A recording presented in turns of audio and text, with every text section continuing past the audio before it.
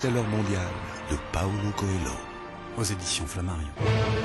8h19 sur Europe 1. Jean-Pierre Elkabbach, vous recevez ce matin le député maire socialiste de Nantes, président du groupe socialiste à l'Assemblée nationale, Jean-Marc Ayrault. Le pays a des soucis et à l'Assemblée, ça sent la poudre. On va le voir cet après-midi avec le projet Hadopi. Jean-Marc Ayrault, bonjour. Bonjour. L'absentéisme a donné lieu hier à des incidents vifs entre vous, Jean-François Copé et même Bernard Accoyer. Chacun a dit à son opposant, vous en êtes un autre, vous nous faites honte. Ça va aller où, ça ? Écoutez, je ne suis pas là pour polémiquer avec qui que ce soit. Simplement, vous vous souvenez qu'il y a 3 semaines, la majorité a perdu une bataille puisqu'elle voulait imposer un projet de loi concernant le piratage sur Internet et qui est une mauvaise réponse à un vrai problème. Et puis elle a été battue, elle a perdu la bataille. Alors aujourd'hui, Jean-François Copé, le président du groupe UMP, est amer et veut prendre sa revanche. Il le fait de façon lourde et caricaturale.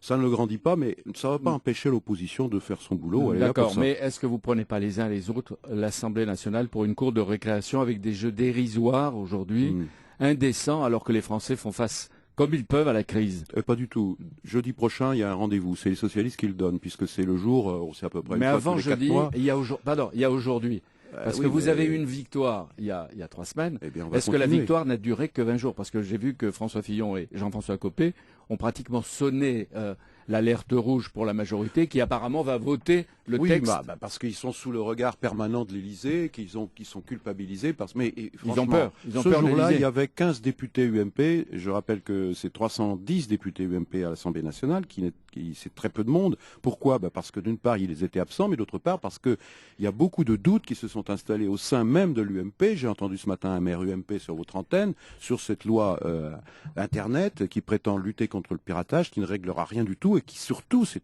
un grand mensonge qui n'apportera pas 1 centime d'euro supplémentaire pour la rémunération Monsieur des artistes Ayrault, et l'action culturelle. Il y a une semaine, jour pour jour, de grands réalisateurs et comédiens, souvent de gauche, Bertrand Tavernier, Costa Gavras, Philippe Lioré, Welcome, Claude Miller, ont dénoncé précisément la victoire des flibustiers socialistes à l'Assemblée. Ils ont dit ce joli coup politicien est surtout un mauvais coup pour la création et un bras d'honneur pour les professionnels de la culture. Est-ce qu'on n'est pas en train de vous couper du monde culturel pour une victoire momentanée? Mais c'est pas une victoire momentanée, c'est une bataille qui va continuer. Vous savez qu'elle a lieu aussi au Parlement européen et que sans doute ce qui sera voté le 5 mai au Parlement européen va mettre et après, il à faudra mal trouver un compromis entre les deux et les parlements nationaux. Eh bien, justement, ça veut dire que face à ce problème qui est celui de la rémunération des artistes, on ne peut pas faire comme s'il n'y avait pas une révolution technologique qui est celle d'Internet. Et on ne va pas répondre, et j'ai entendu Jack Lang encore hier soir, je suis désolé, c'était un grand ministre de la Culture, mais sa réponse est totalement dépassée. On ne va pas répondre avec les solutions des années 80 à un problème du 21e siècle. D'accord, mais Robert Badinter et Catherine Tasca ont voté le texte au Sénat. Mettez-vous d'accord entre vous? Alors, vous avez dit le 30 avril, c'est une grande journée. Pourquoi? Je le répète, vous ne pouvez pas m'accuser, moi, vous me connaissez comme maire de Nantes qui met la culture en premier, de dire qu'on est en train de mettre à mal la culture et la création culturelle. Parce qu'on fait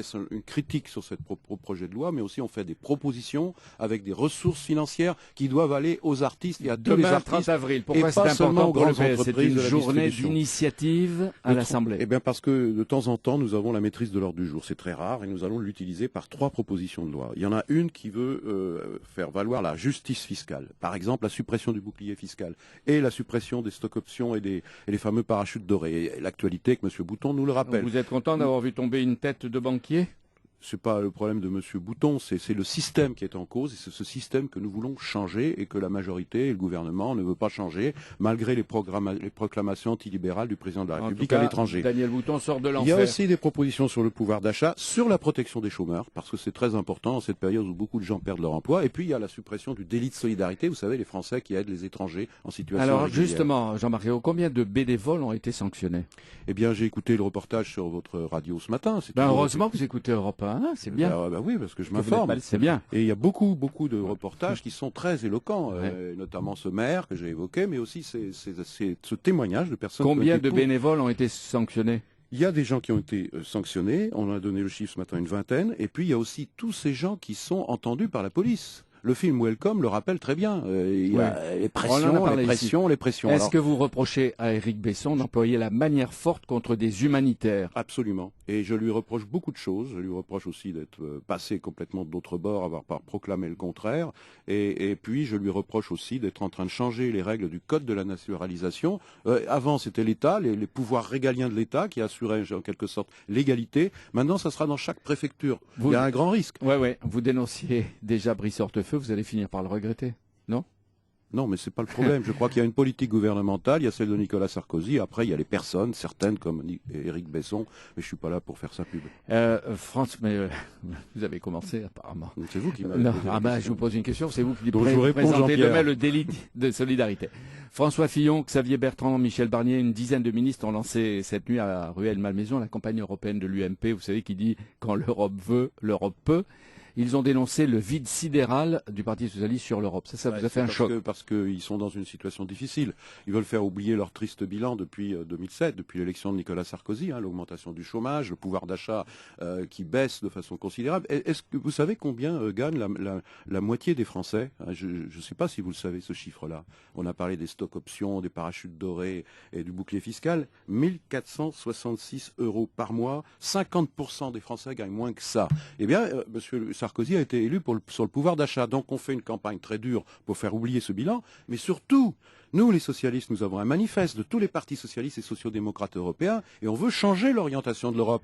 Et ce qui est sûr, c'est qu'il est sûr qu'avec M. Fillon, ça sera la continuité avec M. Barroso et la politique qui a échoué. Et avec Zapatero et avec Gordon Brown, ce sera la continuité. Parce qu'ils sont aussi socialistes, sociodémocrates, ils sont au pouvoir. Et ils sont aussi avec nous pour défendre ce manifeste européen et que s'il y a une majorité effectivement de gauche, social-démocrate et les divers gauches au Parlement européen, alors il y aura un changement. Ce ne sera plus M. Barroso qui sera à la tête de l'Europe, il y aura un candidat de la gauche. Jean-Marc Ayrault, les élections européennes du 7 juin, est-ce qu'elles concernent l'Europe ou la politique intérieure française? Écoutez, vous n'avez pas coupé l'électeur en deux. Il a un bulletin de vote, il va s'en servir. Il va à la fois dire ce qu'il pense de la politique de M. Sarkozy, mais dire ce qu'il souhaite aussi pour l'Europe. C'est à ça qu'on les appelle. L'Espagne vient de réserver un accueil spectaculaire à Nicolas Sarkozy et Carla Bruni Sarkozy. Il y avait le roi d'Espagne, il y avait et Zapatero qui, sans rancune, a décrit le président français comme je le cite, le meilleur ami fidèle et loyal que l'Espagne puisse avoir. Le PS va-t-il demander pardon de s'être montré plus zapatériste que Zapatero lui-même? J'espère bien qu'entre la France et l'Espagne, les relations continueront d'être bonnes, excellentes, parce que c'est un grand partenaire de la France. Donc il se trouve que c'est M. Sarkozy qui est président de la République. Et moi, je suis très content que M. Zapatero soit président du gouvernement espagnol. Pour le reste, donc ça n'empêche pas que Zapatero reste socialiste. Oui. Quand Nicolas Sarkozy dit hier, la récente polémique, c'est un petit clapot d'un médiocre débat politicien. Alors n'en parlons pas. Oui, mais c'est vous qui en avez beaucoup parlé. Moi, j'en ai très peu parlé. Au moment où vous avez soutenu. Moi, personnellement, j'en ai quasiment pas parlé. Celle qui avait demandé pardon. Les élus socialistes vont se joindre dans leur ville et leur département aux manifestations d'après-demain, le 1er mai. Dans cette phase dangereuse, Jean-Marc Ayrault, est-ce qu'ils doivent canaliser la violence potentielle ou l'entretenir pour obtenir précisément une autre politique? Il faut effectivement qu'il y ait un vrai dialogue social en France et aujourd'hui il est en panne. Et c'est pour ça qu'il faut aider les grandes organisations syndicales à jouer leur rôle. Et elles le jouent bien. Elles le jouent bien, elles jouent de façon responsable. Et c'est pas facile tous les jours parce qu'il y a aussi beaucoup de détresse, beaucoup d'angoisse. Mais plus il y aura de dialogue social, plus il y aura de négociations, plus les choses se passeront de façon pacifique. Mais il faut traiter les problèmes. Et j'ai le sentiment que aujourd'hui, avec M. Sarkozy et son gouvernement, on traite peu les problèmes. C'est pour ça qu'il y a une sorte de désespérance sociale qui s'installe dans le pays. Ici, on a le su dans les idées. Julien Drey a obtenu la condamnation de l'Est républicain pour atteinte à sa vie privée. En janvier, le journal avait publié tout le rapport de Tracfin, la cellule anti-blanchiment de Bercy, vous en souvenez. Est-ce que le président du groupe de députés PS renouvelle sa confiance à Julien Drey? Moi, j'ai toujours considéré que Julien Drey avait été extrêmement maltraité parce qu'il ne peut pas se défendre. Lui, il souhaite pouvoir se défendre. Vous demandez son audition.